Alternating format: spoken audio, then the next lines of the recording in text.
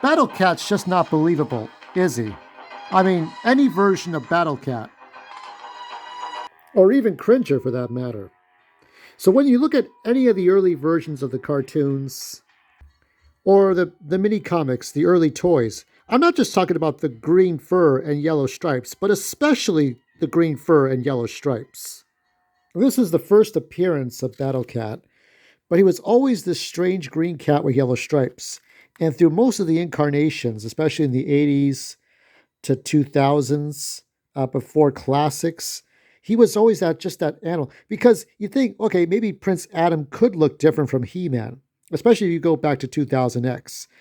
But then Battle Cat's just this green cat with yellow stripes. Wouldn't you figure out Prince Adam and He-Man are one and the same by the damn green cat with the yellow stripes?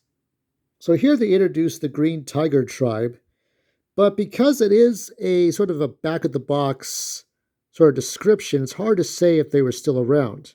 But here's a mistake that DC Comics made in 2012. Here we have the Tiger Clan. They're all frolicking, and then the Panthers come up. So, the Panthers, if He-Man had to have a cat, so did Skeletor. And they terrorized everybody. But according to this journal entry, as you can see, so they're stalked, terrorized for days. Everything changed without mercy, without warning. Terror. So it would seem, and I'll get to the journal entry, stalked for days by death. Death came for me. He was the last one. So here it's when the comics presented yet another take on the Cringer history. When he was a cub, Cringer's Green Tiger tribe was all but wiped out by a tribe of Panthers.